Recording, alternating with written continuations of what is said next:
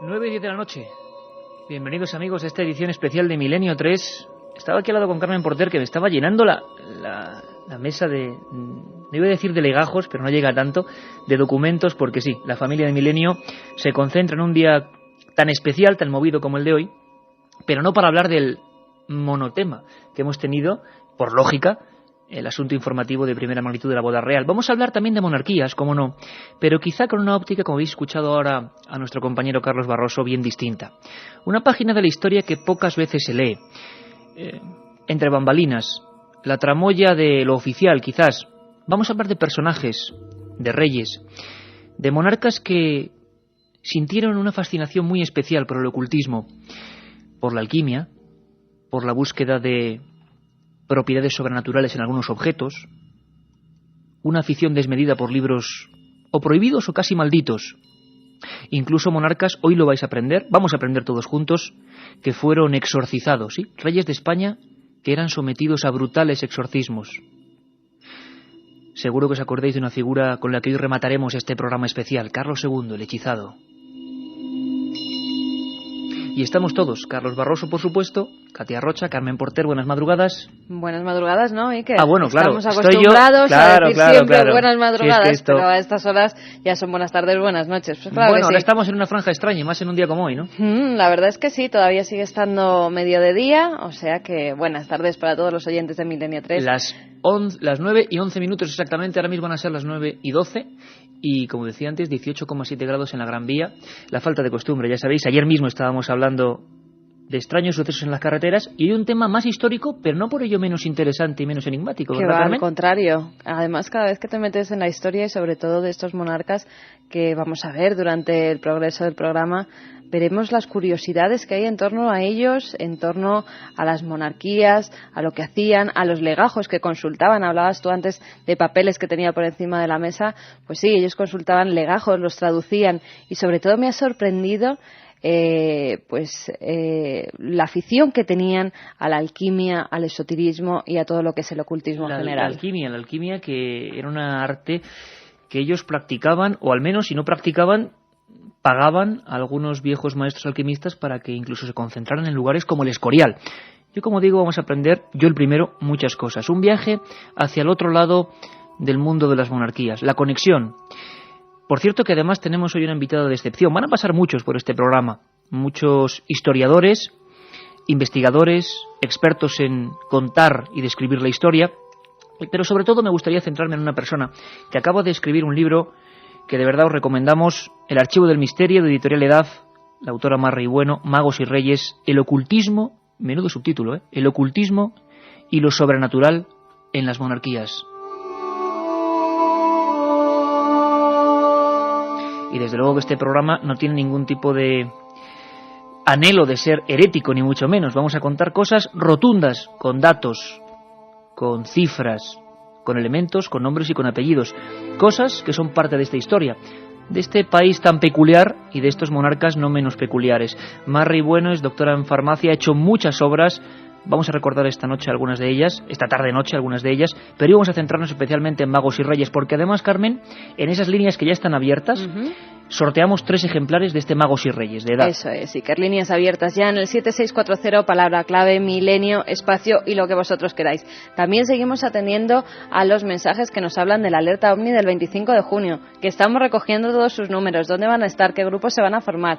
Informaremos también nosotros, por nuestra parte, pues de los grupos que se van a concentrar en las distintas provincias y cuál de nuestros colaboradores estará con ellos por si quieren unirse pues a esa noche mágica. Bueno, porque además hoy estamos de 9 a 11, por lo tanto la última media hora de hoy entraremos de nuevo en esa fase de la alerta. El 25J es la gran fecha, más de 1.500 grupos de personas que van a estar observando el cielo en los 5 continentes. Vamos a mandar hasta un mensaje al espacio. Va a haber muchísima gente como una gran pantalla humana de detección y el fenómeno OVNI va a ser lo de menos. Lo importante va a ser la mágica noche de comunicación. La radio es capaz de hacernos mirar en un mismo sentido. 25J y S7640, tanto para el libro de Marra y Bueno, Magos y Reyes, como para que nos digáis dónde vais a estar esa noche que tenéis que estar unidos con nosotros, con la magia de la radio, con Milenio 3.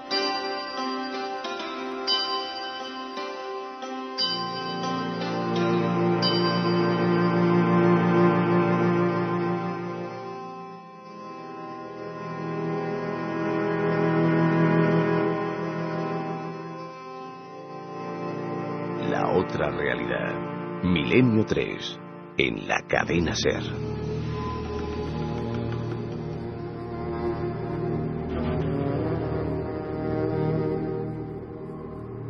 A Marry Bueno, yo en este mismo libro la identificaba con un personaje casi de aventuras, porque nos lo imaginamos siempre, no lo imaginamos, es que es verdad, entre esos legajos que decía Carmen, sacando, indagando, escrutando con la lupa de la historia algunos hechos que no son muy bien conocidos y que son apasionantes. Marry Bueno, bienvenida a este programa Milenio 3, a esta casa en el Estudio 1. Muchas gracias, Iker. Oye, Mar, yo no sé si no creo que sea herético hablar de magos y reyes, porque lo cierto es que lo sobrenatural siempre ha estado muy presente. ¿Desde cuándo? ¿Podríamos hacer un cálculo más o menos desde cuáles son los primeros monarcas que sienten un interés desmedido quizá por estas malas artes, consideradas malas artes? Tenemos que decir que no es herético desde el punto de vista de que todo lo que se dice en este libro está demostrado documentalmente. O sea, no hay nada de invención ni nada de imaginación por mi parte. Es todo demostrado documentalmente. Podríamos remontarnos a los orígenes de la historia. Siempre digo lo mismo, la magia acompaña al hombre desde los orígenes mismos de la historia. En el caso concreto, si nos ceñimos a nuestro país, si nos ceñimos a la península ibérica, porque en aquel momento no era España tal y como hoy en día la conocemos, yo decidí empezar el libro con Alfonso X el Sabio.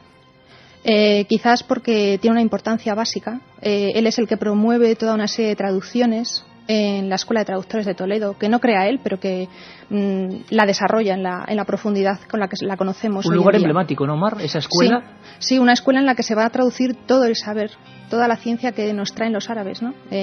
España es el reducto de la ciencia árabe, donde llega toda la ciencia. Debemos pensar que no viene solamente del pueblo árabe, sino que es una transmisión desde el más lejano oriente. Entonces tenemos que pensar la evolución que sufre toda esa transmisión desde China, India, Persia, avanzando por toda la costa norte de África y llegando hasta España. Y por cierto, estas músicas que nos pone José Antonio Hernández, que hoy está auténticamente regio en la nave del misterio, vamos a viajar hasta la escuela, o a lo que quedó de ella, de Traductores de Toledo, con Luis Bausa, también profesor de la Universidad de Castilla-La Mancha, y vamos a conocer esos puntos de los que nos habla Marry. Marc, comentabas Alfonso X, en tu libro hay una parte casi sobrecogedora para quien no conozca esas escenas de la historia. Yo lo he pasado un poco mal leyendo esa parte. Fue un hombre que se enfrentó a una cosa que hoy nos parece una barbaridad, pero que ocurría en España: asesinatos rituales y muchas veces de niños. Sí, es todo el tema de los asesinatos rituales que los cristianos atribuían a los judíos. No hay casos. De hecho, Alfonso X legisla. Es uno de los primeros grandes legisladores de nuestra historia, y hace una legislación relativa a los judíos, ¿no?, que teóricamente asesinaban niños. ¿Se creía eso, que eran los judíos? Se creía, sí, claro, lógicamente, ¿no?, por parte de los cristianos, ¿no?, pues como una intención de rememorar todo lo que había ocurrido en la pasión de Cristo.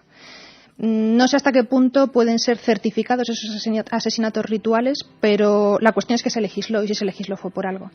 Y de hecho fue uno de esos asesinatos, ¿no?, acaecidos a finales del siglo XV, los que provocan, según los expertos en Inquisición, el nacimiento del Santo Tribunal de la Inquisición española, que tanta importancia va a tener a lo largo de los siglos siguientes. Importancia clave. Y por cierto, Marc, que desde ya te invitamos a un programa solo sobre la Santa Inquisición, que es un tema que piden muchísimo los oyentes. Por cierto, aquí como somos los primeros nosotros que aprendemos constantemente, Alfonso X el Sabio, ¿quién era, Carmen?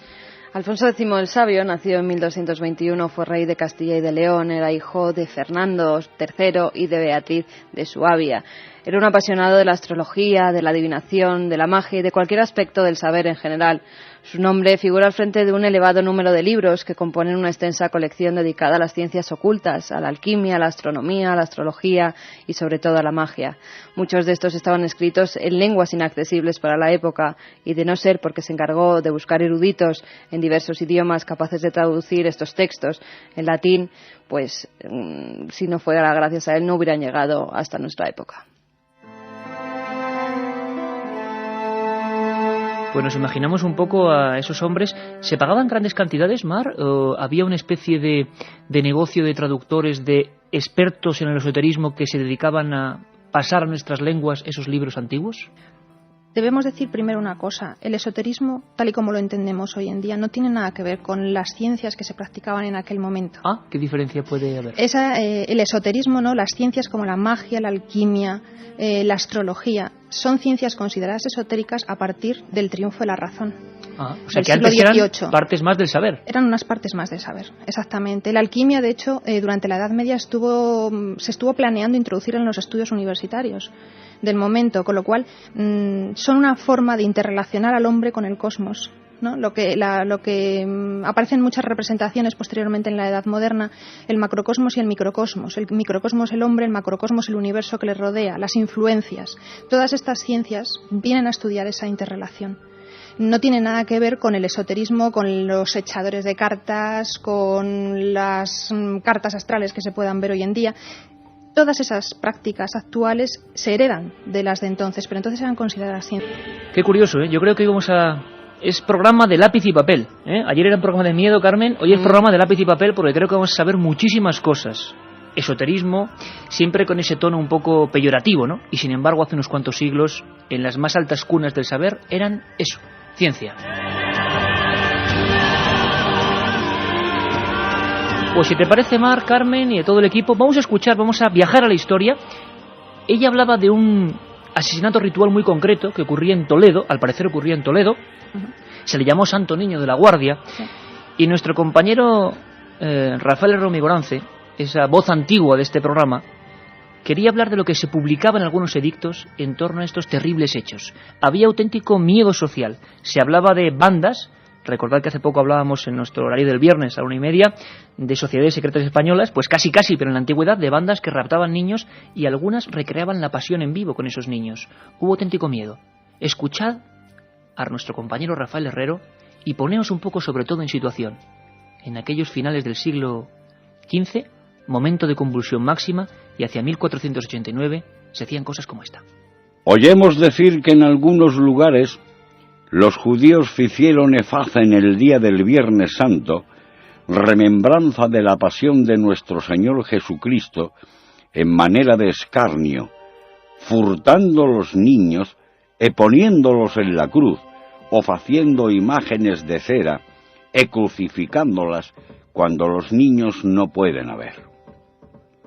Mandamos que si en algún lugar de nuestro señorío tal cosa se afecha, que todos aquellos que practicasen aquel fecho sean presos y recabados ante el rey, quien debe los matar muy habilitadamente cuantos quieran que sean.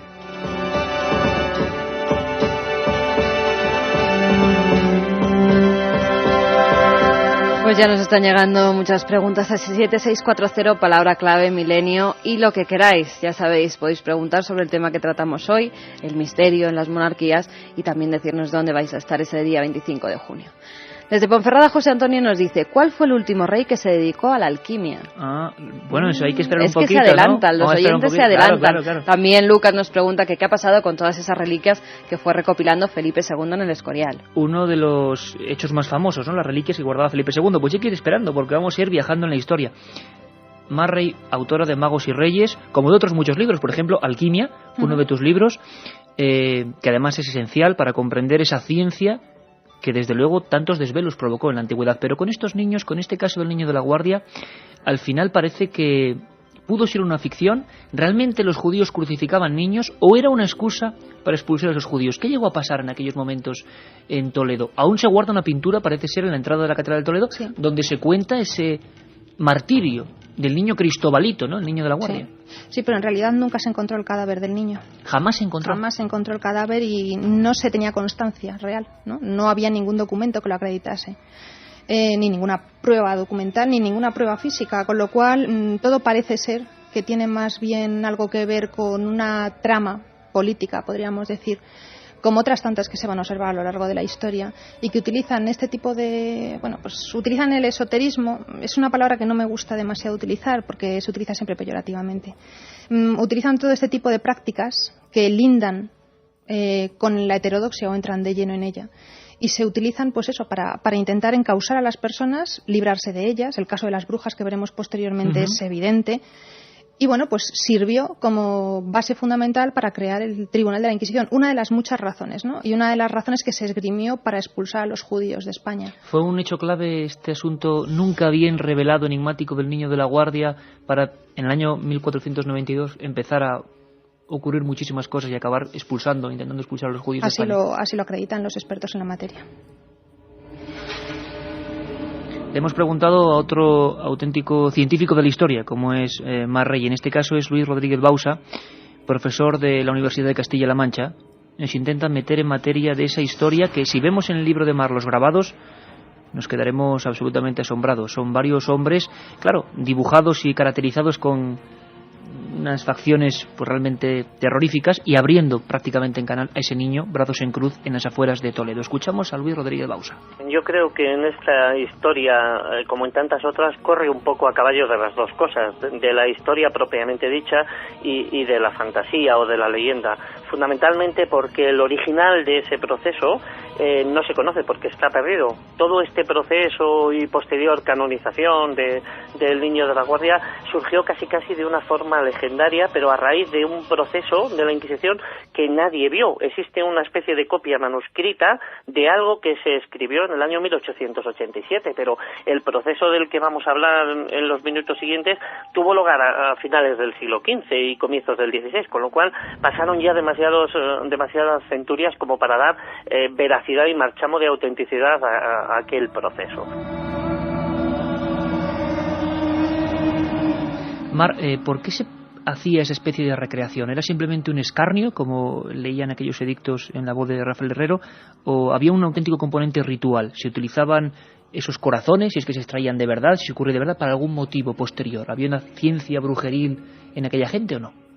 Teóricamente, no, las brujas, los hechiceros, los magos, toda esta gente no utilizaba, además aparece descrito en todas las recetas, utilizaba sangre de niños, corazón de niños. Una de las acusaciones que se hace a las brujas es esa, que cogen niños pequeños y los asesinan en los aquelarres. O sea, ¿por qué niños pequeños?, se preguntará la gente. Porque son niños inocentes, ese es el asesinato de inocentes, ¿no? Es lo que siempre se busca. Quizás haya que rememorar y buscarlo dentro de la simbología cristiana, pues en la caza de inocentes, en la persecución de inocentes, matanza de inocentes de Herodes. Si nos remontamos, los expertos en la materia lo remontan a otro tipo de ideas, ¿no?, que van mucho más atrás de la tradición judeocristiana, ¿no? Esa es la vinculación fundamental. Lo cierto es que haya proceso o no haya dudas de que fuera una maniobra política de gran envergadura para acusar de magia ritual a estos grupos judaicos. Los culpables fueron quemados, y vaya que se fueron quemados. Sí. Escuchamos a Luis Rodríguez Bausa. Pues al entrar en una iglesia, pues para cumplir con la misa dominical, el libro donde llevaba oculto la hostia consagrada empezó a iluminarse, eso le delató, es prendido y después de llevarlo ante la Inquisición y bajo la tortura confiesa. Y cuando confiesa da los nombres y apellidos de 8 compañeros más. Así que el proceso finalmente acabó, salían en la plaza del Mercado Grande de Ávila, eran quemados, algunos vivos y otros después de aplicarles garrote vil, un total de 9 judíos acusados de judaizar y de este infanticidio. Hablamos de una época muy concreta. Para aquel momento, Mar, ¿qué libros básicos o importantes o que pudieran guiar a la gente en las malas artes, vamos a llamarlas así entre comillas, para entendernos, había publicados o traducidos? ¿O cuáles eran del interés de algunos monarcas ya en aquella época? Hablamos de final del siglo XV. En magia, concretamente. En magia lo que se empiezan a traducir son los libros de invocaciones, lo que empiezan a publicarse. No es una publicación muy directa, más bien viene a ser notas, cuadernillos manuscritos que circulan de mano en mano. O libros, ¿no? Es una caracterización muy típica. Libros impresos en octava. En octava es pues la mitad de una cuartilla para que pudieran ser guardados en bolsillo. No hemos inventado los libros de bolsillo. Los libros de bolsillo ya vienen de mucho atrás. Pues porque eran libros muy peligrosos, que si te pillaban con ese libro ibas a la hoguera de cabeza. ¿Había diferentes penas para esos libros de magia y ocultismo? Las penas son siempre las mismas. Son libros prohibidos, van a aparecer en los primeros índices inquisitoriales que empiezan a aparecer a mitad del siglo XVI en España, un poco antes en Europa. Nosotros no hemos creado la censura de libros, aunque también la leyenda negra nos la achaque. Esto ya viene de otros lugares, ¿no? Las penas son siempre las mismas. Libros prohibidos inquisitorialmente. Posteriormente, si te pillan con un libro de esos, Las penas pueden ser dependiendo del libro, del uso que hicieses de ese libro y de las acusaciones que obtuviesen de ti. En este sentido, hay una frase que me encanta y que se me ha ocurrido, la he recordado según estabas hablando de este tema. Me encanta, pero no porque me guste en sí mismo, sino porque es muy explícita. La tortura creó la brujería. Hay una cosa en tu libro, vamos avanzando en la historia, hablas incluso de tratados de ahogamiento en la época de Juan III, ¿puede ser? Sí. Es un... Tratados de ahogamiento. Quizá ahora mismo nadie sepa de lo que estamos hablando, muy pocos. Ahojar, según describen los diccionarios de la época, quiere decir con la visión, la influencia que tenían las mujeres, malas mujeres siempre. En estas historias las mujeres nos llevamos siempre la peor parte, porque siempre son mujeres las que hacen malas artes y malas prácticas, ¿no? Claro, las mujeres son el símbolo del demonio, eso está claro en toda la historia, y sobre todo en la historia cristiana. Estas mujeres, a través de sus ojos, podían inficcionar, se decía, o sea, meter... Inficcionar. Sí, malas sustancias, ¿no? Provocar enfermedades. Ese es el origen de muchas de los que se siguen manteniendo hoy en día, ¿no? Los niños a los que se les cuelga amuletos del cuello, ¿no? Porque normalmente es siempre hacia niños, por ese poder que tenían sobre esos niños inocentes, ¿no? Que no podían defenderse.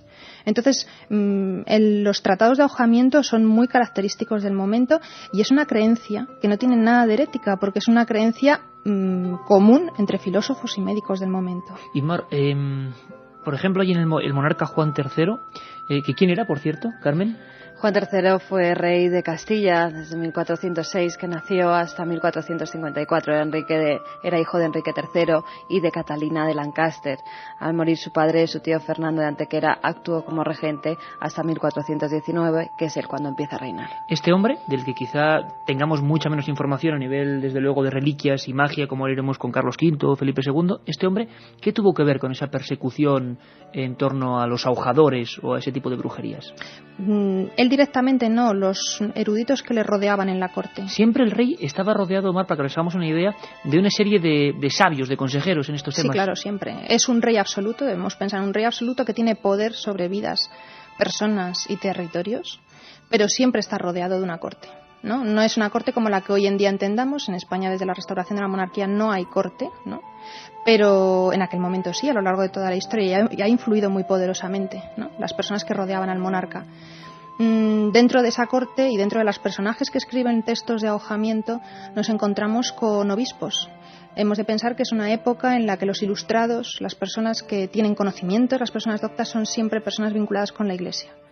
No, el alcance de la ciencia no iba más allá, no había muchas personas que pudiesen dedicarse a la ciencia como hoy en día, ¿no? Era un arte reservado a eruditos, normalmente, a personas de alto standing social y sobre todo a monjes.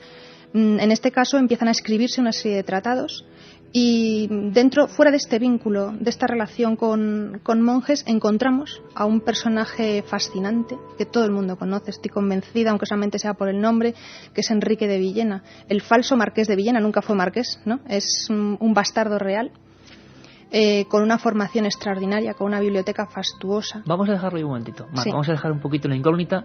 El mago Villena, o Enrique Villena, un personaje al que dedicas gran parte o una parte importante también del libro, figura clave para entender este mundo de la monarquía y el ocultismo, y en el que nos vamos a sumar. Fenómenos extraños, misterios sin resolver. Milenio 3, en la SER.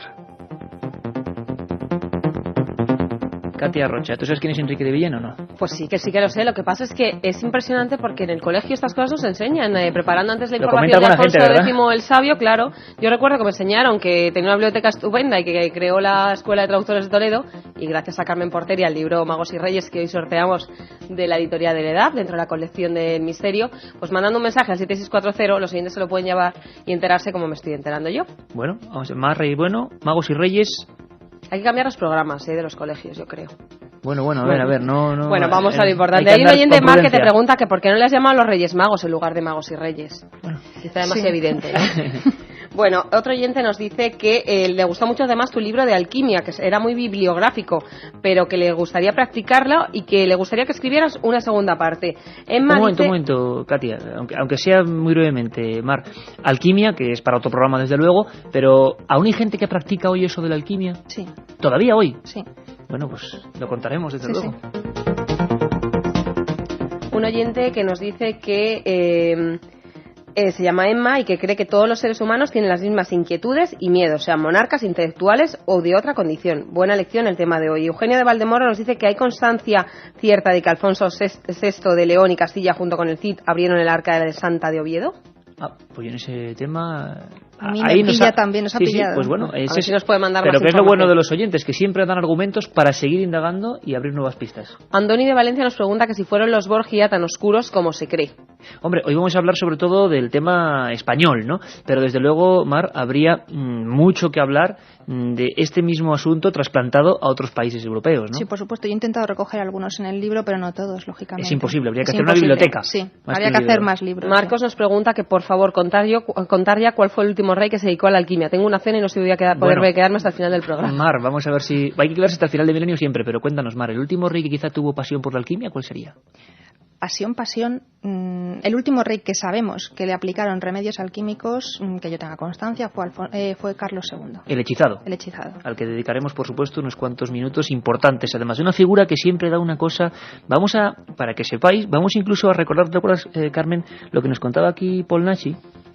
Sí, que me acuerdo de una historia además alucinante. Que tiene que ver con Carlos II, ¿no? Y que pasó muy cerquita de aquí. En el castillo de San Martín de Valdeiglesias, con un hombre obsesionado, no por la alquimia, sino por la figura de Carlos II. Mar, tú dedicaste un libro solo a este personaje. Sí, mi primer libro. Que era El hechizado, ¿no? El hechizado, ¿no? así titulado, sí. Bueno, pues preparaos porque va a haber muchas cosas. 7640, Katia. Los 3 libros, Magos y Reyes, escritos por Mar Rey y editados por la colección de DAF.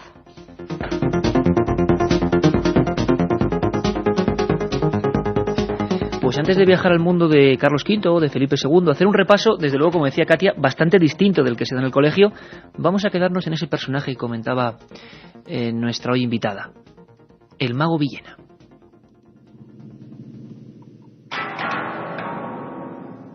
¿Por qué lo consideras clave? ¿Por qué es una persona emblemática en todo esto? Pues fundamentalmente porque hizo una compilación de textos fastuosa que lamentablemente muchos de ellos se perdieron. Porque, tras su fallecimiento el rey ordenó que fueran quemados públicamente en una plaza de Madrid. Hasta tal punto la biblioteca era fascinante en temas de magia, de alquimia, de astrología, que el obispo encargado, Fray Lope de Barrientos, encargado por el propio monarca de quemarlos, se quedó con algunos. No lo pudo remediar. ¿Se sabe con cuáles o no? Parece que pistas? Puede haber pistas, sobre todo libros de astrología, porque posteriormente Fray Lope de Barrientos publica un tratado de la adivinanza, se llama, que es un texto de adivinación a través de la astrología. Dicen los expertos que probablemente solamente pudo obtener ese tipo de información a través de los libros que se quedó, de los manuscritos, porque en esa época eran fundamentalmente manuscritos que se quedó de la biblioteca de Enrique de Villena.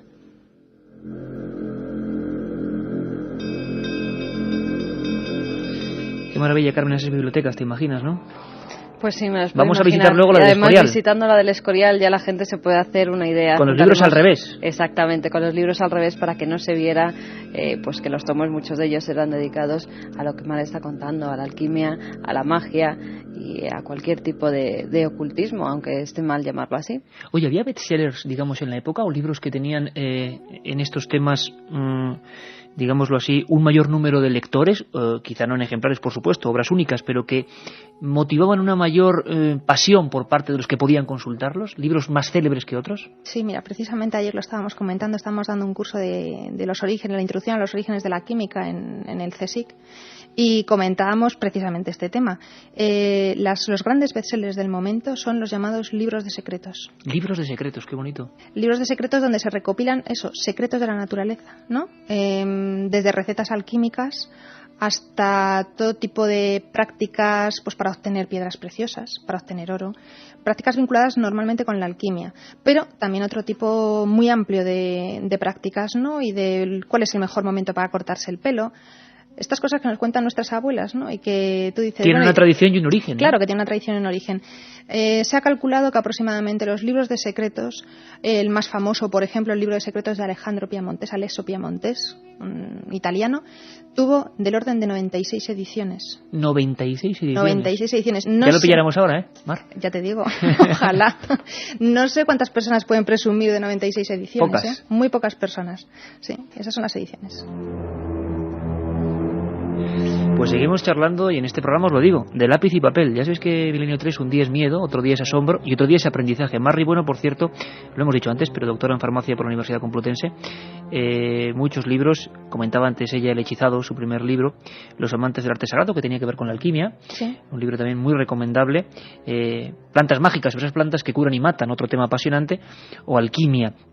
Magos y Reyes va deslizándose por la historia, como dice ella, haría falta una biblioteca, de algunos de los monarcas, tanto que hemos hablado hoy y en estos días de monarquía, y vamos a ver la otra cara. Hay algunos que serían, como decía antes Carmen, un monarca estrella por el que todo el mundo pregunta o siente fascinación o siente más cercanía por el hecho de estar el Escorial muy cerca, es Felipe II, ¿no? Las preguntas sobre Felipe II son constantes. Sí, son constantes, sobre todo porque yo creo que dentro de estos temas es el rey más conocido, sobre todo por sus reliquias, por esa compilación de reliquias que hizo, que decían que llegaba a 7.000, y todo lo que puso en el Escorial referente a estas, incluso cuando murió, que hizo que toda su habitación, incluso las cortinas, en ellas se pusieran todas las reliquias que tenía, y los pináculos. Que a veces eran cosas humanas, a veces eran trozos de eran cuerpos. Huesos, eran claro. Huesos o trozos de cuerpo, hostias que se mantenían incorruptas, hostias sangrantes. Tenía todo tipo de reliquias que había ido pues recopilando, además con una cierta obsesión a lo largo de toda su historia. Y gastando fortunas, me imagino. Y gastando, pues, como bien dices, auténticas fortunas en encontrar las más extrañas. Incluso tiene una que es muy difícil de ver. Junto a su cama tenía una réplica de la sábana santa en pequeñita. Si la gente se fija, porque no se deja entrar a lo que era el dormitorio de Felipe II, pero junto a su cama sí que hay una reliquia como de unos 60 centímetros, muy pequeñita, que imita perfectamente a la sábana santa. Vamos a preguntarle a un maestro que quiere unirse hoy a nuestra nave del misterio, que viaja hacia la historia en el tiempo esta vez, que es Juan García Atienza. Él hizo un libro también, El lado oculto de Felipe II. La eterna pregunta, que luego vamos a intentar desarrollar. ¿Es cierto, es mito, es real esa relación de Felipe II, esa obsesión concreta con lo extraño? Yo creo que más que afición era una querencia que tenía Felipe II, como tenía en el fondo cualquier ciudadano de la España de su época, y muchas veces retenida precisamente por la enorme influencia que tenía la Inquisición sobre toda la ciudadanía, sobre todos los españoles de aquella época. De todos modos, sí que se sabe que Felipe II tenía una querencia hacia el ocultismo, pero una querencia puramente cristiana. Juan García Atienza, otro de los que nos ha enseñado el otro lado de la historia, creo que casi con un centenar de libros ya publicados. Mar, podríamos hablar, por supuesto, y haremos otro programa, sobre Carlos V, por ejemplo, pero Felipe II, porque es una cosa que pregunta la gente constantemente, mucha leyenda, mucho mito, mucha realidad. ¿Qué es eso de ser un amante del oculto, pero a la vez profundamente cristiano? ¿Podía conjugarse o es una especie de herejía también, de alguna manera, que solo era permitida al monarca? No, son dos personalidades que conviven en una misma persona. De la misma manera, siempre lo digo, que por ejemplo en la persona de Newton, de Isaac Newton, conviven el científico, ¿no?, con el alquimista. Él era alquimista y él practicaba la alquimia, y se piensa que muchos de sus principios matemáticos publicados, la ley de la gravitación universal, viene de las prácticas alquímicas. Es plenamente posible, ¿no?, compaginar ambas prácticas y ambas actividades. Vuelvo a repetir, no tenemos que pensar que todo este tipo de prácticas son herejías. Sí son así consideradas por la Iglesia. ¿Por la Iglesia sí? Por la Iglesia sí, claro, lógicamente. Pero debemos pensar, ¿y por qué son consideradas así por la Iglesia? Pues por una razón evidente, porque entraban en su terreno, en su propio terreno de influencia, ¿no? ¿Quién le va a decir a Felipe II lo que tenía que hacer y lo que no tenía que hacer? ¿Quién?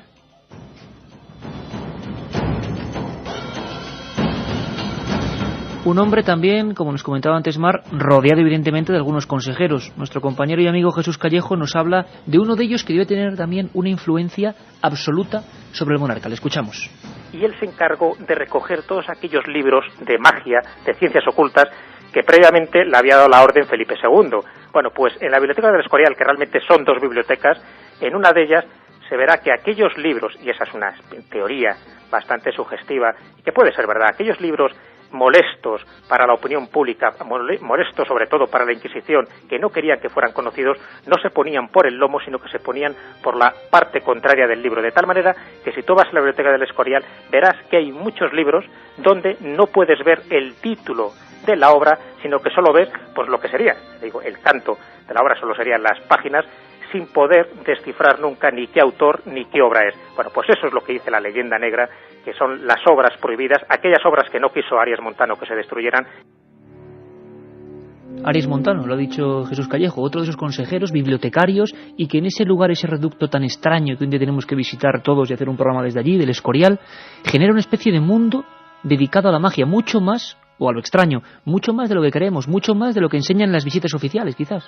Sí, pero más importancia, por ejemplo, en la que tuvo Arias Montano, la tuvo Juan de Herrera. Juan de Herrera, el arquitecto real. El arquitecto. ¿Por qué, Mar? Hay mucha gente que nos pregunta, ¿verdad, Carmen? Y me lo comentabas antes, que hay muchas dudas en torno a la geometría sagrada, quizás, o geometría oculta. Incluso también nos pregunta si es verdad que el Escorial se construyó con reglas de alquimia y cábala, nos lo dice Alicia. Sí, claro, lógicamente se buscó el sitio apropiado. No está construido el monasterio en el Escorial al azar. Nada se construye al azar, parece Nada ser, ¿no? se construye al azar, y el Escorial mucho menos. ¿Y qué tuvo que ver ahí, o lo que los expertos y los estudiosos como tú, Mar, habéis intentado indagar? ¿Por qué se elige ese sitio? Porque según tengo entendido, y igual estoy metiendo, como es bastante habitual en mí, la pata profundamente, se hablaba de, si no recuerdo mal, la boca del infierno, o había algunos nombres concretos para un lugar, y lo erige justamente allí, con unas medidas muy concretas, con una austeridad que asombró al mundo. ¿Por qué? Se dice que es un lugar de poder. Se dice tradicionalmente que el Escorial es un lugar de poder con una serie de cultos megalíticos que se remontan, pues eso, a la prehistoria. La construcción se hizo siguiendo las trazas del mítico Templo de Salomón.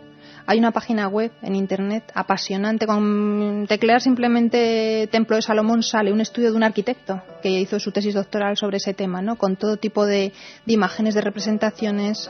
Espectacular. Era una recreación, ellos querían... Sí. Se quería recrear quería hacer eso. Sí, el templo del Templo de Salomón. Y lo rellenó, digamos, de alguna manera de objetos de poder también. Un lugar de poder, digamos, envuelto de objetos de poder. No solo libros, sino ese tema que tú una vez nos ponías los pelos de punta, de algunas reliquias, algunas espantosas. Sí, se decía, lo comenté, me acuerdo, teóricamente el cuerpo de uno de los inocentes de la persecución de Herodes. Se decía que estaba allí, el cuerpo de un niño. Un cuerpo de un niño, sí, momificado. Se decía que estaba allí. Hasta ese punto llegaba Felipe II. Sí, hemos de pensar que Felipe II es el rey de la Contrarreforma, ¿no? En ese momento surge la Reforma Protestante, él abandera la Contrarreforma, él es el rey católico por excelencia, y claro, debemos pensar que el protestantismo rehuía de todo tipo de reliquias, no quiere saber nada de reliquias cristianas. Conclusión, Felipe II, con una red de corresponsales y de personas que le debían mucho, monarcas de distintos países europeos que le debían mucho porque era el monarca absoluto y el monarca donde no se ponía el sol, en cuyos dominios no se ponía el sol, le enviaban todo este tipo de reliquias porque sabían que él le apasionaban. Él construye el Escorial por muchas razones y entre otras hace de él un museo de reliquias, ¿no? Quiere recopilar todas esas reliquias allí. Se recopilan más de 9.000. Más de 9.000. Sí, se conservan casi todas en el momento actual. Y de hecho, cuando hubo las exposiciones del centenario de Felipe II, pudieron verse en exposición algunas. ¿Cuáles nos llamarían más la atención al profano que llega allí y observa eso? Quizás una de esas que imagino que no se mostraría, la que tú comentabas. No se mostraba esa. Hay algunas que son tan macabras que no llegan a...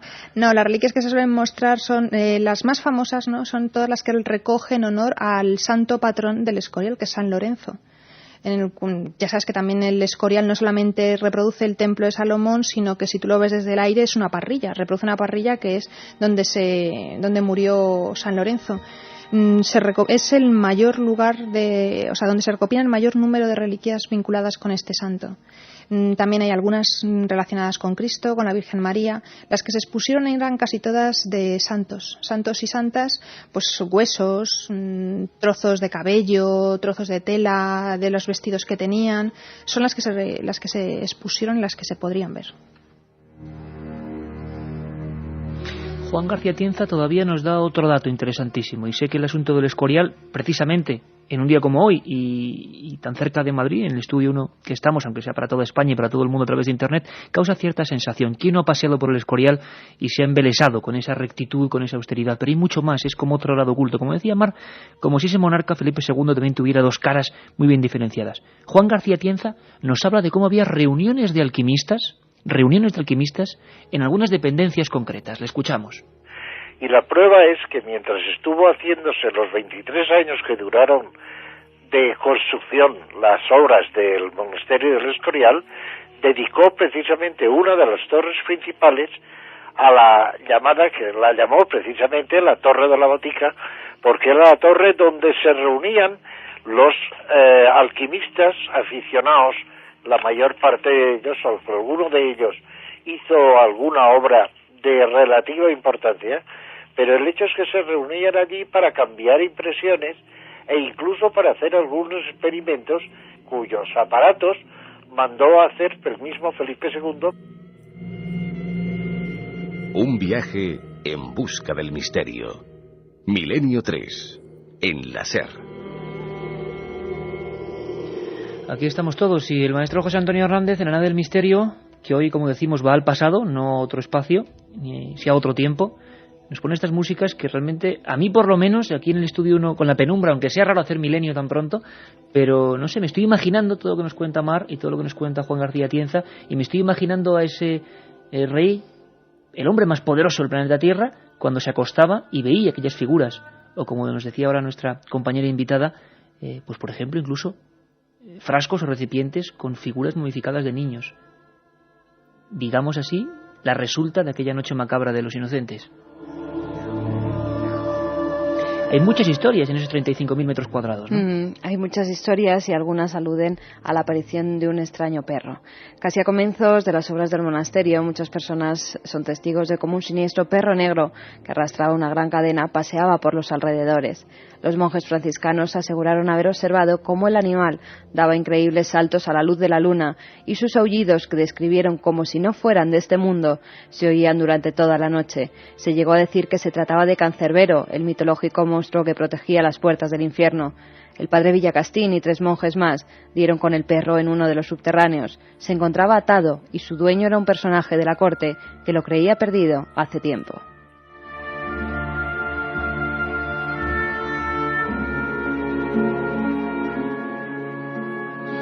El Cancerbero. Por supuesto, en estos lugares también la leyenda. Vamos a seguir en la siguiente hora, por supuesto, y vamos a hablar de alerta OVNI. Dime. ¿Leyenda o verdad? Porque Felipe II, tras ser informado de que se había capturado ese perro, ordenó que lo colgaran de una de las ventanas del convento. Pero lo más curioso es que justo cuando se acabaron las obras del Escorial, otro perro negro, o tal vez el mismo perro negro, se volvió a aparecer. Como siempre, a caballo entre la historia, la ciencia, la leyenda, en todo esto se junta. Y cuando volvamos, después del informativo, no os perdéis algunas cosas que nos quedan.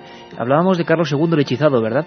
E incluso vamos a hablar no de perros, pero sí de figuras medio mitológicas, medio reales, como el unicornio, que también, ¿verdad, Mar?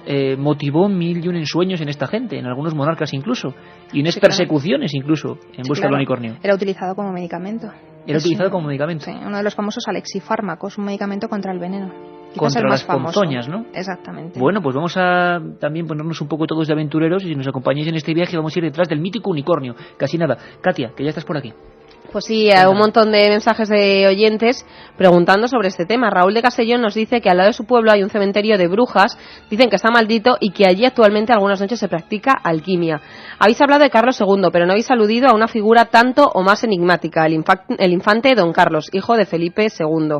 Jerónimo de Almería nos dice que por supuesto que se practica alquimia hoy en día.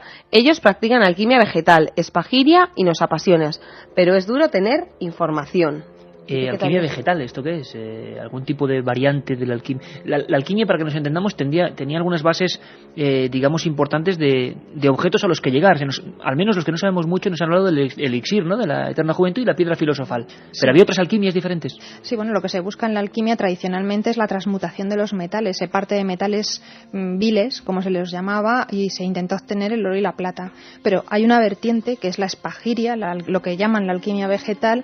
Espagiria porque se elaboraban aguas destiladas a partir de vegetales que teóricamente tenían propiedades próximas a las de la quinta esencia y que tienen una importancia básica en la medicina de los siglos XVI y XVII. En uno de tus libros, Mar, he llegado a leer incluso que se aplicaban ungüentos o se fundía oro para ser ingerido, para purificar la sangre. Hasta ese punto llegaba la sí. pasión de esta gente. Es el famoso oro potable. Oro potable. El oro potable es uno de los medicamentos más famosos, pero de la historia, ¿eh? O sea, los estudios se remontan a China y llegan hasta el momento actual. Hoy en día se sigue haciendo oro potable. ¿Se sigue haciendo oro potable? Sí, hay gente que sigue utilizando diciendo que utiliza el oro potable para curar incluso cáncer, una cosa bárbara que... Medicina cara, por supuesto. Sí, pero claro, medicina falsa, absolutamente falsa. Alicia, adelantándose a un tema del que vamos a hablar, nos pregunta que si el Escorial se construyó con reglas de alquimia y cábala. Sí, eso lo he comentado antes, Carmen, alquimia y cábala y construcciones muy precisas en un lugar perfectamente destinado para ello. Un poco ya más en la actualidad, Miguel de Zaragoza nos pregunta que si hoy en día se toman decisiones sobre asuntos de Estado practicando, pues esto, el esoterismo. Y también nos preguntan que si el rey Juan Carlos I le interesa la ufología y ya más allá, nos preguntan por los novios, los recién casados. ¿Esta nueva pareja tiene algún misterio que les rodee? Bueno, imagino que es muy pronto, ¿no? Que casi todo esto, Mar, es histórico. No sé si habéis leído, perdona, que decían que el día 22 de mayo no se eligió al azar. Caramba. Según las cartas astrales, yo lo he leído, no tengo ni idea porque de esto no sé nada. Según las cartas astrales de los novios, era el 22 de mayo el día propicio, exacto para casarse. Bueno, al menos climatológicamente han errado. A la reina sí que sabemos que le gustan los temas, sí, porque de hecho alguna vez nos han pedido cintas de Milenio 3 para enviárselas a la zarzuela, sí, con lo cual nosotros orgullosísimos. Y hay un oyente que a mí me sorprendió este mensaje. ¿Cuál era el rey que se curó? Esto parece el trivial. Pues se curó cuando le metieron una momia en la cama. ¿Cuántos reyes poseídos han existido en la historia? Lo de la momia, lo del poseído para luego. Para luego, sí, porque esa es la respuesta. ¿Lo de la momia en la cama? Sí, es de luego, sí. Vamos a descubrir personajes absolutamente inquietantes.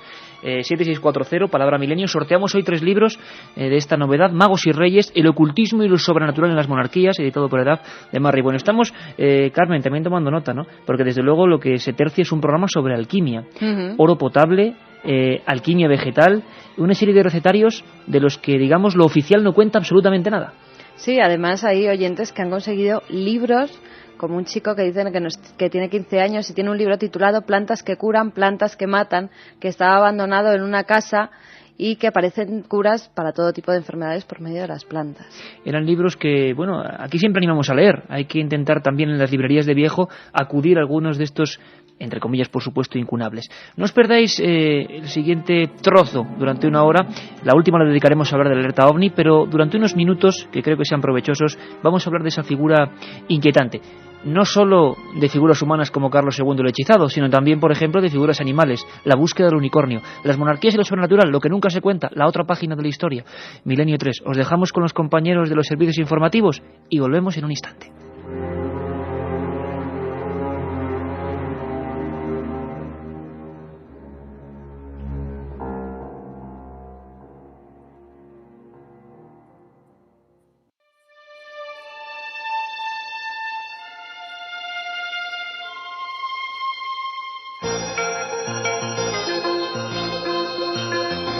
Milenio 3, en la cadena SER, con Iker Jiménez.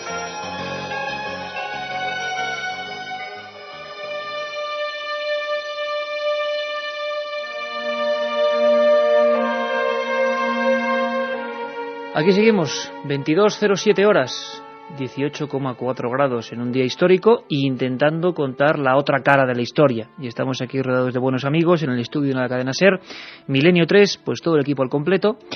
Hemos hablado de un montón de cosas, hemos viajado desde Alfonso X a las persecuciones de brujas de Juan III, hemos hablado de la obsesión por las reliquias de Felipe II, y nos quedan varias cosas por contar, aunque habrá que hacer varios programas, aunque sé que es mi eterna cantinela, pero hablábamos, tú hablabas, Carmen, de un misterioso perro, la leyenda de un perro que se aparecía en el Escorial, lugar clave, y dejábamos pendiente una historia que tiene que ver con la fauna, pero que también tiene que ver con la magia, el unicornio, y tú hablabas, Mar,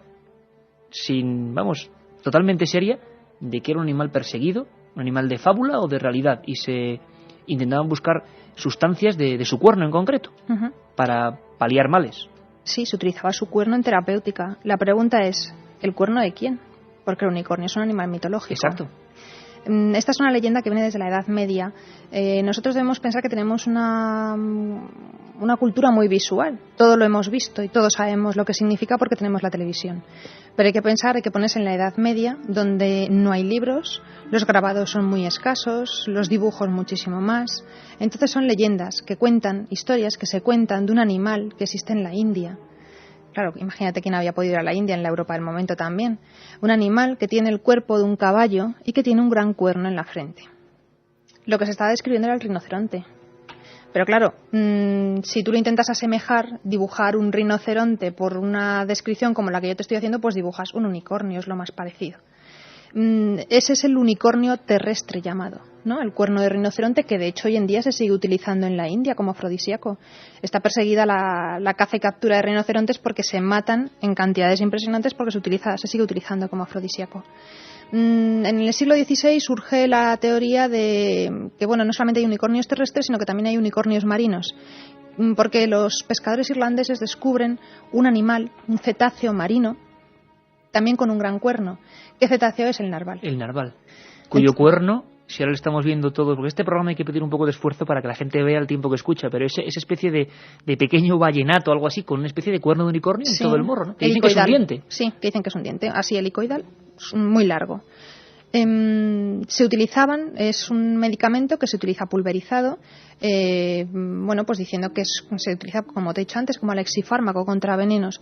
También lo que se hacía es que con el cuerno se tallaba y se hacían copas, y se decía que el vino que se ponía en esa copa y que se ingería estaba libre de todo antídoto, o sea, de todo veneno. Yo creo que seguían utilizando a las personas que probaban, los grandes y los poderosos, que eran los que tenían acceso a este tipo de reliquias, pues seguían teniendo su catador al lado, ¿no? Y si el catador caía fulminado por la bebida, daba igual que lo bebieran en el vaso del unicornio, que no nos atrevían a probarlo, ¿no? En el testamento de Felipe II se conservan varios unicornios y que se van manteniendo a lo largo de la familia, porque yo he consultado el testamento de Carlos II y se siguen manteniendo los cuernos de unicornio. O sea que Felipe II, Felipe III, Felipe IV, Carlos II creían en la existencia real y terrena del famoso unicornio. Sí, pero no solamente ellos, todo el mundo. Todo el mundo. Todo el mundo tenía creencia en ese tipo de animales y en ese tipo de medicamentos. El unicornio es una prueba más, es el ejemplo más característico de lo que yo llamo la botica mágica, pero hay otros muchos ejemplos, por ejemplo el de las piedras bezoares. Piedras bezoares. Piedras bezoares, esa es una leyenda preciosa, que decía que son las lágrimas de unas cabras especiales que existían en la zona de Afganistán, de Pakistán.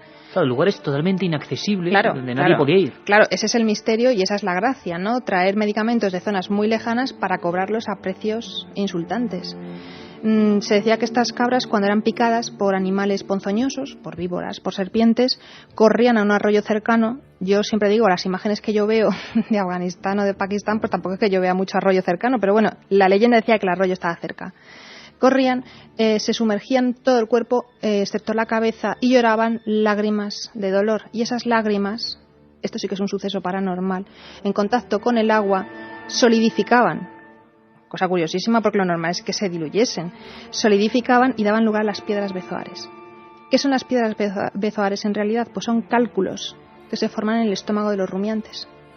Se conocían las piedras bezoares orientales, que son estas que vienen de Afganistán, y cuando los españoles llegaron a América se vio que las vicuñas y las llamas también tenían piedras bezoares en sus estómagos. Y entonces se habla de las piedras bezoares occidentales.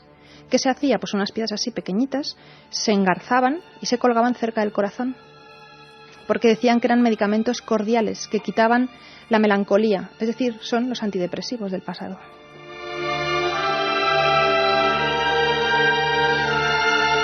Como buena doctora, Mar nos acaba de dar una pequeña lección del Prozac de hace unos cuantos siglos, ¿no?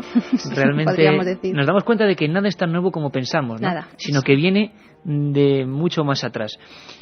Siguiendo esta especie de planeo rápido, desde luego, de cada monarca, nos decís algunos, cada monarca tiene, por supuesto, su propio programa, evidentemente, pero en un día como hoy queríamos, bueno, pues saber un poco de todos ellos, ¿no? O de los más significativos. Felipe III fue otro monarca que combatió especialmente a un enemigo, ellos lo consideraban enemigo, que se hacía ya bastante evidente. Las brujas. Brujas quizás como esta. Te conjuro por el poder y la fuerza de las víboras de que este aceite fue hecho, para que vengas sin tardanza y sobre este hilado sigas envuelto hasta que mi libea lo compre. Y de tal manera quede enredada en él, que cuanto más lo mire, más te abras y lastimes el corazón con el amor de Calisto, con un amor tan recio y tan sin remedio, que pierda cualquier pudor y venga a contármelo todo, a pedirme ayuda y premie mis trabajos y mis recados. Si no lo haces, me tendrás por enemiga mortal. Abriré tus cárceles eternamente oscuras y te heriré los ojos con un rayo de luz.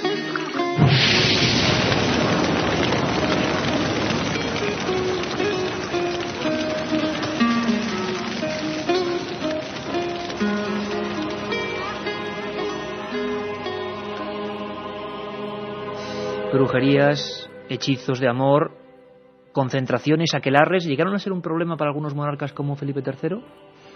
Y para Felipe III, para el que menos, fueron un problema. La famosa caza de brujas que se desarrolla en Europa entre 1450 y 1750, que lleva a la hoguera bueno, las cifras son muy difíciles de calcular. Se estima que a lo mejor entre 80 y 90.000 mujeres, casi todas mujeres, sí, quemadas en las hogueras.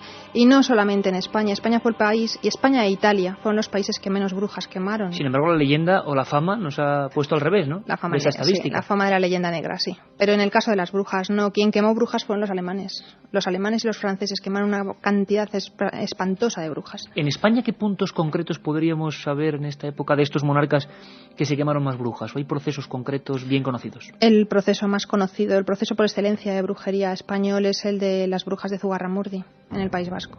Es el proceso típico y es el que yo describo en el libro, coincidiendo con el reinado de Felipe III, porque se promulgan una serie de leyes extraordinarias que frenan de raíz la difusión de la brujería. Evidentemente hubo brujas, como se las quería denominar en su momento, pues que realizaban todo tipo de prácticas. Esta que hemos visto representada con anterioridad es la más característica, la magia amorosa, ¿no? Todo tipo de conjuros y de hechizos amorosos, pero también pues magia maléfica, diabólica, encaminada pues a producir todo tipo de enfermedades. ¿Qué es lo que se hace en el reinado de Felipe III? Pues se ve que el proceso de Zugarramurdi, que se le escapa de las manos a los inquisidores y que lleva a la hoguera a más personas de las que se quisieron, creo que fueron en total unas 80-100 personas, se vio que en el fondo de la historia lo único que tenía era las envidias del pueblo. Se empezó a acusar por envidias a las gentes. Seguro que tus oyentes tienen en mente un caso característico y que ha trascendido a la historia, y que es el caso de las brujas de Salem, ¿no? No solamente por la fama que obtuvieron, sino por las películas que se han hecho con posterioridad. Quemas de brujas, y casi siempre, como dices, menos que ver la auténtica magia que pudieran o no hacer, sino las acusaciones falsas de otras personas. Exactamente.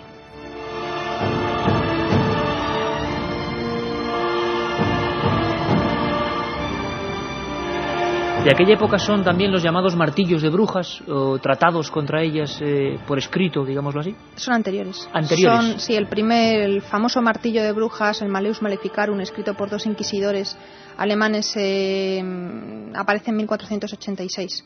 A partir de entonces se empiezan a publicar, este martillo de brujas en los primeros 50 años del siglo XVI, no sé si son también 70-80 ediciones las que adquiere. Son tratados misóginos, terribles, lees unas cosas bárbaras. Y a partir de ahí los inquisidores empiezan a publicar manuales en los que se dice cómo perseguir a las brujas, cuáles son sus características y cómo llevarlas a la hoguera.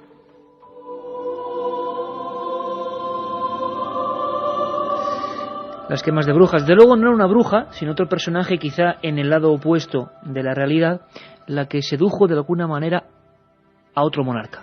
Otro monarca que vamos avanzando conforme pasa esta cronología de lo extraño. La mujer estaba en un convento en la provincia de Soria. En alguna ocasión ha sobrevolado, nunca mejor dicho, este milenio 3. Hemos dejado gotas sobre esta historia. Haremos un programa solo sobre la historia de Sor María Jesús de Ágreda. Pero fue una persona absolutamente, dicen, clave en la mentalidad y quizá en la sobrenaturalidad de el pensamiento de Felipe IV. Hablamos de una monja muy especial.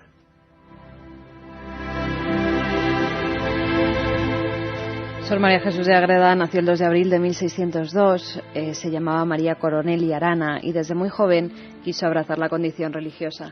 Con tan solo 25 años fue elegida abadesa. Esta mujer sobre todo destacó por sus muertes místicas. En ellas permanecía durante horas inmóvil e insensible, incluso llegó a levitar, tal y como relataron varias religiosas que se encontraban en ese momento junto a ella. También, según aseguran los cronistas de la época, tenía el don de la bilocación. Bilocación. Es decir, podía estar en el mismo momento en dos lugares completamente distintos. Así, por ejemplo, fue vista por los indios humanas de la Baja California, pero a la vez estaba en el convento atendiendo sus quehaceres. Existe una crónica escrita por Fray Alonso Benavides que cuenta que la vio predicando a los indios con un vestido azul, por lo que comenzó a conocérsela como la Dama Azul. Además, gracias a su intercesión se produjeron más de 70 milagros, algunos de los cuales se encuentran recogidos en su libro Mística Ciudad de Dios. Todos estos fenómenos extraordinarios motivaron las sospechas del Santo Oficio, que inició un proceso de investigación del que salió absuelta. Fue entonces cuando su fama traspasó fronteras y el rey Felipe IV fue a conocerla hasta su convento de Ágreda. Desde entonces mantuvo con él una estrecha relación, ya que el rey le consultaba todos y cada uno de los problemas, tanto religiosos como políticos, que se produjeron durante su reinado. Fue su consejera hasta que la monja falleció el 24 de mayo de 1665. Desde entonces, su cuerpo se conserva incorrupto. Sor María Jesús de Ágreda, persona fundamental dentro de lo mágico, lo extraño, en otro rey. Sí, yo solamente te voy a decir un dato. Es tan apasionante que llevo 5 años trabajando en su biografía y soy incapaz de terminarla. Por la documentación y porque no quiero librarme de ella. Entonces digo, no voy a acabar nunca. ¿Te ha atrapado el personaje? Sí, me ha atrapado. Es fascinante, fascinante, auténticamente fascinante. Una mujer de una personalidad extraordinaria, muy lista, mucho más lista de lo que la gente se piensa. Muy avanzada para su época. Muy avanzada para su época. Se está trabajando ahora en intentar beatificarla. No sé si se conseguirá, no se consiguió en su momento y no sé si se conseguirá. Una mujer, hay una historiadora americana que ahora mismo no recuerdo exactamente su nombre, que dice que la diferencia entre las brujas y las santas solamente es una. Las brujas son de baja clase social, las monjas son de alta cuna.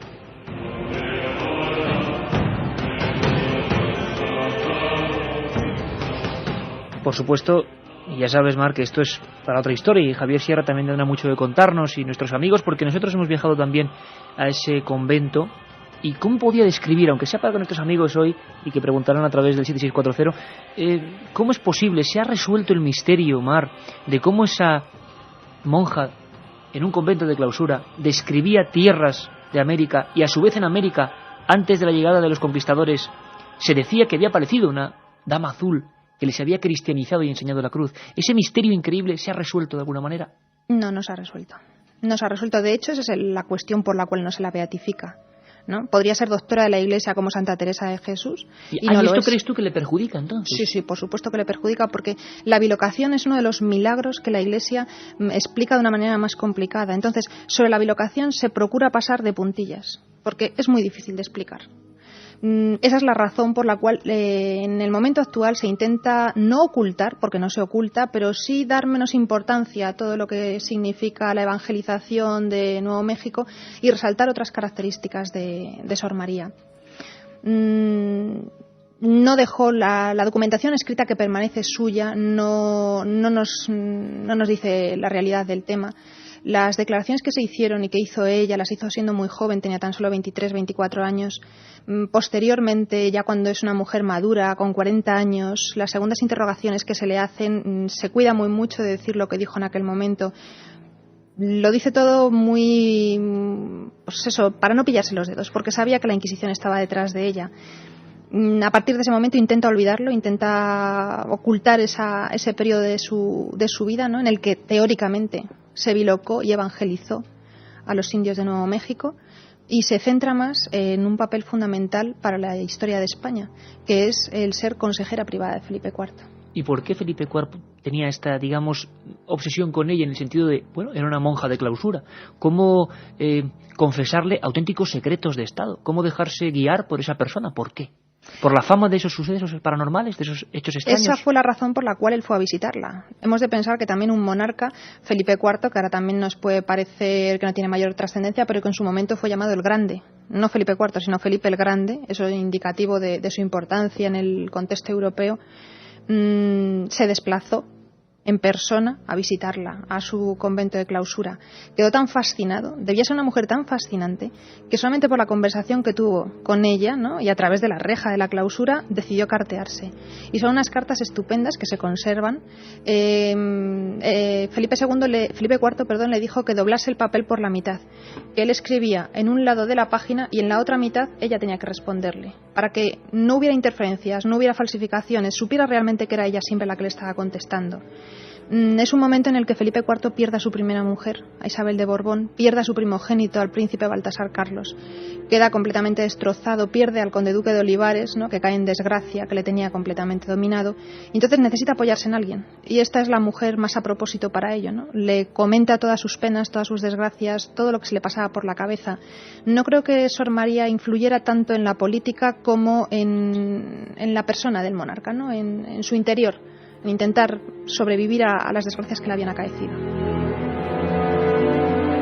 Un auténtico expediente X de la Iglesia, sin duda, Carmen. ¿Tú recuerdas? Si no recuerdo mal, ella en algunos de los textos describía cómo era el mundo, cómo era nuestro planeta, cómo era la Tierra, porque en esas bilocaciones al sobrevolar como viajes astrales auténticos. Efectivamente. Claro, y el misterio... hay algunos procesos de beatificación en las que también han tenido que ver bilocaciones, como es el proceso de santificación, luego posteriormente del Padre Pío, en el que no se han ocultado esas bilocaciones, incluso se demostraron con documentos que el Padre Pío en un momento dado estaba en dos puntos muy diferentes, dando misa en su convento de Pietrelcina y a la vez en un despacho de un militar muy importante de la época. ¿A ti no te dio la sensación, Carmen, estando allí en Ágreda, que se hablaba de todo, pero justamente de estos fenómenos, de estos éxtasis místicos, de estas visiones, y de cómo en América al mismo tiempo los conquistadores se encuentran con indios evangelizados ya por una dama azul? Eso como que se quería ocultar, ¿no te da sensación? Se quería ocultar, y además cuando fue el cuarto centenario, sí, que estuvimos allí, yo recuerdo que había todo tipo, pues, de sus libros, de Ciudad Mística de Dios, un montón de cosas relacionadas con María Jesús de Ágreda, pero en torno a las bilocaciones no había nada, o sea, no había ninguna muestra que revelara que ella había tenido pues esas muertes místicas.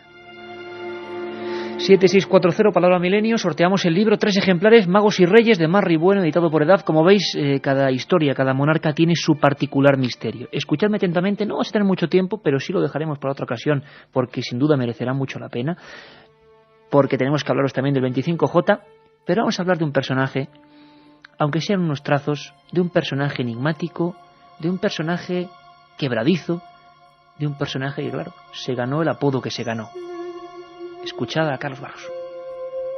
Carlos II pasó a la posteridad con el sobrenombre del hechizado.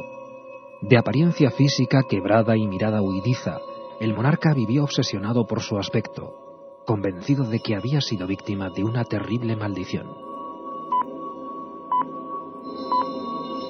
Durante aquellos años, y ante la incapacidad para conseguir un sucesor, los rumores fueron apoderándose de la corte.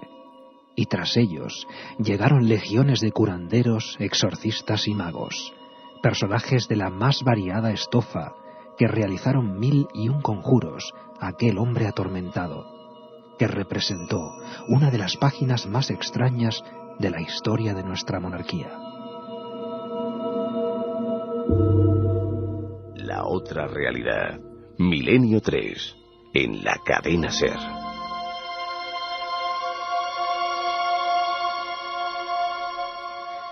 Carlos II, al que le dedicaste un libro, del que hablas en este Magos y Reyes. Si hablamos de reyes y misterio, desde luego creo que el número 1 casi del escalafón, ¿no? Sí, en el caso español yo creo que sí. Aunque solamente sea por el sobrenombre con el que ha pasado la historia, ¿no? El hechizado. ¿De dónde le viene ese sobrenombre? Pues ese sobrenombre le viene de los últimos 15 años aproximadamente de su vida, en los que se casa por 2 veces, no consigue descendencia, y entonces se dice que la única razón por la cual el monarca no tenía descendencia era porque fuera víctima de un hechizo. No se explicaba que el rey pudiera ser estéril, que la reina lo pudiera ser, no se explica de ninguna manera. De hecho, como caso curioso, su segunda esposa, bueno, la primera esposa muere en unas circunstancias un tanto extrañas. Hay gente que dice que se la envenenó para quitársela del medio después de 10 años sin dar descendencia. Porque se culpaba a la reina, claro. Sí, claro, por supuesto, el rey nunca tenía la culpa. En este caso la culpa la tenía siempre la mujer. Y se busca a su segunda esposa, curiosamente, una familia muy prolífica, tanto que sus hermanas, las hermanas de la futura reina, de Mariana de Neoburgo, una tenía 23 hijos y la otra tenía 24. Entonces decía, bueno, aquí ya no puede fallar. O sea, ya nos traemos una mujer prolífica. Tampoco, no hubo manera. El problema, bueno, se ha intentado hacer estudios médicos desde el momento actual. Es muy complicado porque, claro, lo que nos quedan, las reseñas que nos quedan del pasado, pues no tienen nada que ver con la medicina tal y como hoy en día se interpreta. Entonces, bueno, es complicado hacer una extrapolación de ese momento al momento actual. Como te decía, los médicos actuales intentan justificarlo con que Carlos II lo que tenía era un síndrome de Klinefelter, una alteración genética que le impedía, o sea, que le provocaba, entre otras muchas cosas, esterilidad. También se dice que bueno, que el problema era pues los matrimonios endogámicos que se habían ido produciendo. La consanguinidad de la que él provenía, ¿no? Sí. Su aspecto, para quien, bueno, todo el mundo conoce, imagino, y ahora está viendo el cuadro típico de Carlos II el hechizado, pero el aspecto llamaba la atención, ¿no? Sí, no es habitual que los pintores de cámara hagan retratos tan fidedignos como el que hizo Claudio Coello. Hizo un retrato que, vamos, su aspecto, la cara, al menos, te demuestra que no tiene nada que ver. No es que fuera una persona demente, ni una persona, bueno, pues con un síndrome de Down, porque no lo era, pero sí que se denotan, ¿no?, las características propias de la dinastía a la que pertenece, de la rama de los Habsburgo, sobre todo el prognatismo, la mandíbula tan sobresaliente, hasta tal punto que le impedía cerrar la boca. ¿Le impedía cerrar la boca? Sí, no podía cerrar la boca. Eso, añadido a la imposibilidad de dejar descendencia, generó una obsesión que se tradujo incluso, y lo escucháis bien, en auténticos exorcismos de los que hay documentación, de los que hay textos, exorcismos a un rey en el que a veces el rey y la reina tenían que participar. Estremecedor, exorcismos que eran leídos de esta manera. El rey ha consentido con gran facilidad que se autorice al fraile para conjurar la brujería, pero se quiere persuadir también a la reina. La ceremonia será horrible. Sus majestades habrán de ponerse en cueros y el dominico revestido de ropas sacerdotales. Les pronunciará los exorcismos de un modo infame, tras lo cual, presente el exorcista, se comprobará si el ligamen ha desaparecido o no. ¿Desapareció el ligamen mágico o hechizo, Mar, o no? Si es que lo había, claro. A lo mejor no todos tus oyentes saben lo que es el ligamen. El ligamen o ligadura, el hechizo de ligadura que suponía incapacitar al hombre, así descrito en los textos, para el acto sexual, así se decía. Teóricamente, este es el hechizo que se le practica con su primera mujer, con la reina María Luisa de Orleans, sobrina de Luis XIV. Afortunadamente para la corona, en ese momento, a los pocos meses, muere María Luisa de Orleans. Entonces dice, bueno, pues ya está, no tenemos que hacer nada más, vamos a buscar a esta princesa prolífica alemana y vamos a traerla. Las cuestiones se empiezan a reproducir, las habladurías se empiezan a reproducir a los 3-4 años de matrimonio con esta nueva reina, cuando se ve que no hay forma humana de que dé un heredero a la corona. Y entonces se vuelve a hablar de exorcismos. Y se mandan exorcistas de Europa incluso, ¿no? El más famoso quizás, Fray Mauro Tenda, que era un capuchino italiano, que también practica todo tipo de rituales. Dice que no está hechizado, o sea, que sobre él no existe un hechizo. Debemos que entender que para contrarrestar un hechizo había que hacer un contrahechizo.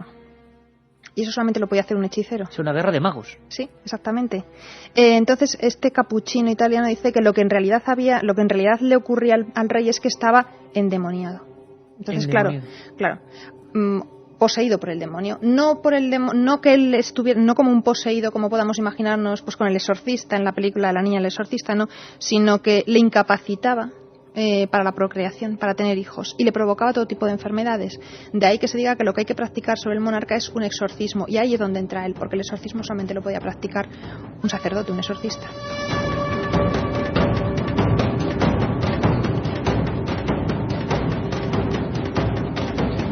Las escenas que tuvieron que vivirse son terribles. La vida de Carlos II, que es todo un poema, acabó atormentado, imagino, por estas causas, porque nunca pudo tener descendencia. Nunca.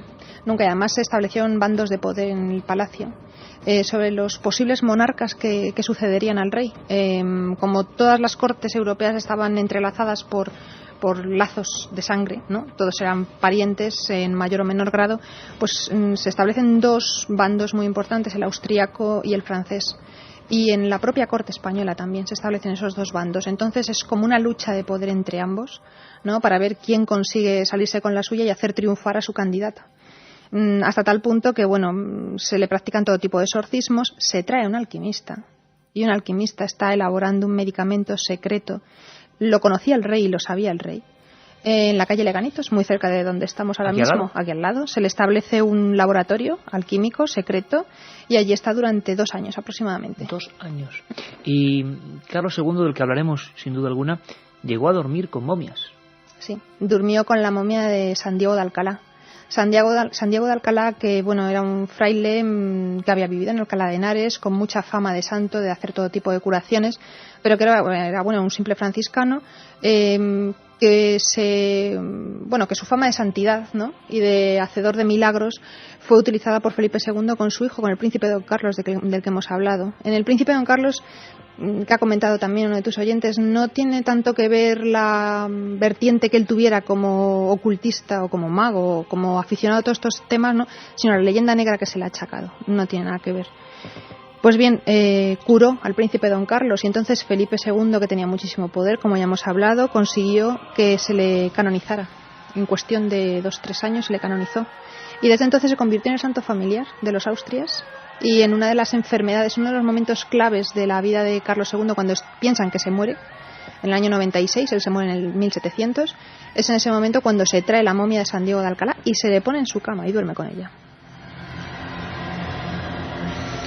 Increíbles historias, la cara oculta de las monarquías, la cara que no se suele contar y que, como vemos, a veces puede tener las auténticas claves. Vamos a despedirnos de nuestra invitada Marri Bueno, autora, repetimos, de Magos y Reyes, el ocultismo y lo sobrenatural en las monarquías, que desde luego recomendamos a todo el mundo, con una noticia que tuvo que ver con hasta qué punto gente puede obsesionarse no con la magia, sino con un monarca. Carlos II siempre tiene una pátina, eso, el hechizado. E incluso influyó en algunos extraños y macabros sucesos ocurridos en Madrid, de gente que estaba obsesionada con su propia figura. Nos lo recordaba hace ya 2 años, parece mentira, Carmen, hace 2 años que empezábamos esta andadura, hoy programa 202, nos recordaba un mago del cine español, del mago no de la alquimia, sino del celuloide, que lo pasó muy mal rodando algunas películas en el castillo de San Martín de Valdeiglesias, porque allí había un hombre, un tal Ganza, que tenía el gusto de pasear con felinos y que su máxima obsesión era Carlos II. Todo su hogar estaba reflejando la efigie de ese hechizado. Vamos a recordar lo que nos decía hace 2 años Paul Naschy. Pero sí que ocurrió algo realmente extraño cuando ese castillo pasó a manos de un personaje muy, muy curioso que en principio no dejaba rodar y que al final a nosotros, por ejemplo, nos dejó rodar y dejó rodar algunas películas más. Este personaje de repente aparecía vestido de militar, de un militar como de húsar y cosas así. Vivía con una leona. Yo tuve una escena que parece increíble, pero esto es auténtico y fue testigo toda la película, que es que me encerré en un salón con él, con la leona. Y empezamos a hacer brindis a Don Carlos el hechizado. En fin, una cosa muy extraña. Era un personaje muy extraño, tan extraño que daba un poco de repelús, ¿no? Entonces se dijo y se decía que allí se habían hecho misas negras, que se había jugado, que se había empleado la ouija, y francamente era todo tan tétrico, todo lo que rodeaba a este hombre, que era para podérselo creer, ¿no? Paul Naschy hablándonos de un hombre que quería casi entrar en contacto con la efigie y que se creía prácticamente reencarnado ni más ni menos que de Carlos II el hechizado, y convirtió su castillo en una especie de panteón recordatorio, ¿no? Pero hubo sucesos extraños en los que entraremos en profundidad, pero que acabaron con un extraño suicidio también delante de ese cuadro, ¿no? Efectivamente, Iker. Juan Fernández Ganza era un millonario que era el propietario del castillo medieval de San Martín de Valdeiglesias y fue hallado muerto el 22 de octubre de 1985 en su cama con un orificio de bala en la cabeza y un revólver en la mano. Este hombre, que era conocido como el señor del castillo entre los vecinos del pueblo, era sobre todo llamado por su pasión por el ocultismo, el alcohol y los leones, con el que, como decía Paul Naschy, llegó a vivir incluso en ese edificio. Los vecinos aseguraron que en el edificio se celebraban todo tipo de orgías y rituales, sesiones en las que se invocaban los espíritus y que siempre se celebraban en la sala de armas. Incluso en algunas de esas sesiones llegó a invocar al espíritu de Carlos II como personaje clave en toda su vida, ¿no? Efectivamente. Se dice también que utilizaba la ouija para mantener todo ese tipo de contacto con los espíritus y que él creía que en alguna de las ocasiones sí que había mantenido contacto con Carlos II. Acostumbraba a pasear por las calles de San Martín sobre uno de sus caballos, perfectamente uniformado, con botas de montar, con gorra y con fusta.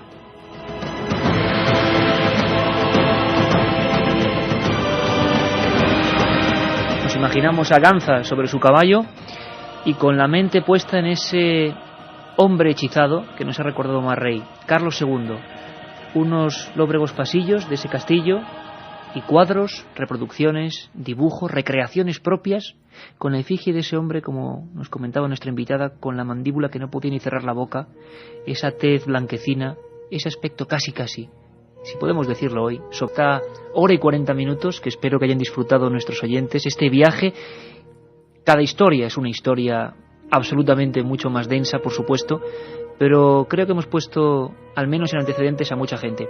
A veces las monarquías tenían muchas más cosas apasionantes que no se cuentan, ¿no? Exactamente, como yo digo, la historia no solamente es una sucesión de guerras y de batallas, sino de muchísimas más cosas en las que nuestra compañera Mar Rey, doctora en farmacia y autora de este libro, ha querido investigar con toda la pasión y con toda la objetividad, que es lo importante. Te invitamos muy pronto a esta casa en penumbra, pero espero que acogedora, de Milenio 3. Yo encantada siempre. Muchas gracias, Iker. Un abrazo, Mar. No terminamos, que seguimos y esperamos vuestros mensajes 7640. Ahora en torno, aunque había muchos, ¿verdad, Carmen? Había algunos terroríficos de la monja de Ágreda, por ejemplo, de Carlos II, ya ni me imagino que estarán llegando.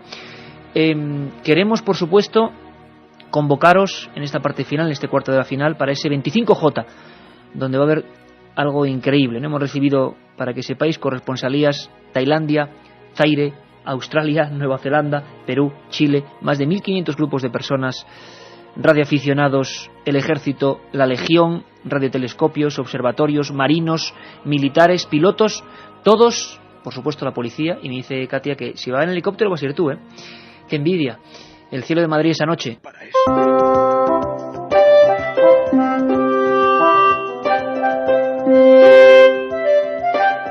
...25 de junio... Alerta 2004...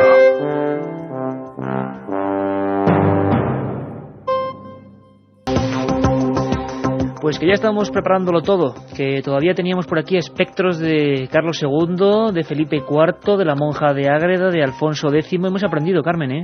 Vaya recorrido por la historia de las monarquías, ¿eh? Hemos aprendido muchísimo. Incluso algunos nos dicen, algunos amigos que estudian historia, que había que tener una asignatura que se llamara Milenio 3. Oye, pues nada, dentro de poco, Carmen, tenemos con bata blanca y delante de la pizarra dando misterios. No, yo soy más de calzarme las botas e ir a buscarlos. 7640, palabra milenio.